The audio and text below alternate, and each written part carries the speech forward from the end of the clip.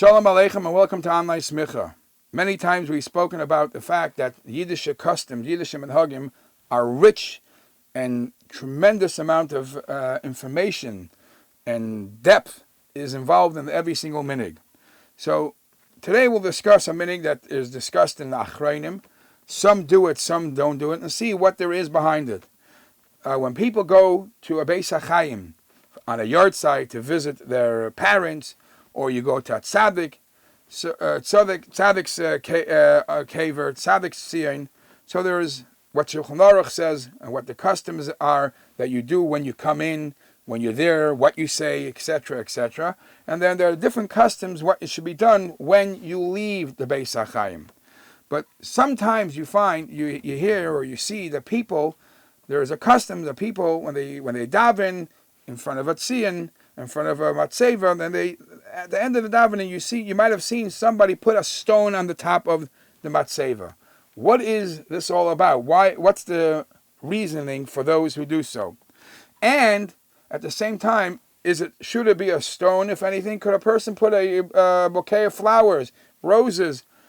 How do you see it? The goyim doing it. So let's answer the last question first.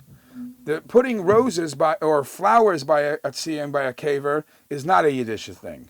And there's a very simple reason. All this beautiful pleasures that a person has from smell and taste is all pleasures that are in this physical world. And when a person is in Baruch Hashem living the 120 years, he has the rights to benefit from it, and he himself realizes it's a temporary thing. Today you feel the smell of the roses. Tomorrow it's not there. It's all luft. It's all air. When the person is deceased, when the person departs, and he's Oila l'shamayim, this is all nothing. This is all nonsense. He or she knows what's the true hana. Not roses, not money, not pictures. That's all temporary stuff. So the Yiddish minig is actually not to put something which gives you a temporary blast of hana. Why do we find that some people put a stone on top of the matzeva? What is that symbolic?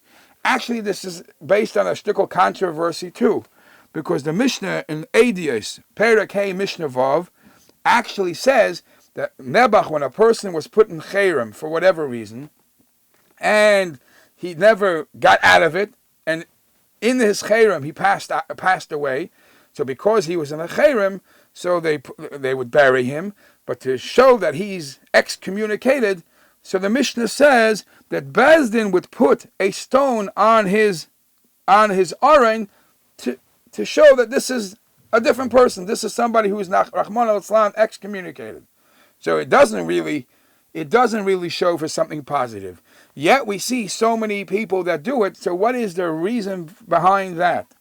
So it says in some Svarim that by going to Beis HaChaim, and you see a lot of matzevas, you see there's a lot of people here. So by seeing that there is a matzeva that has stones, you realize this is a special person, because people, when you see a matzeva that there's a stone or 2 or 10 stones around it, you know, oh, it's a special person. A lot of people are visiting this matzeva, this aron, this mess.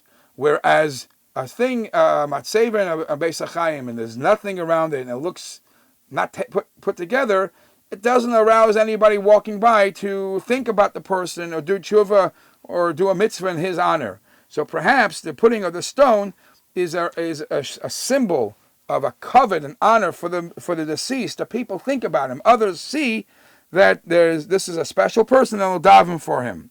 And in other svarim it says that perhaps the stone is a symbol of a hazmana. We are inviting the person who is buried here. We are here right now. We're inviting the neshama to come back down. So we should be able, at least a spark for the neshama should come back down. So we should be able to daven on his behalf right now.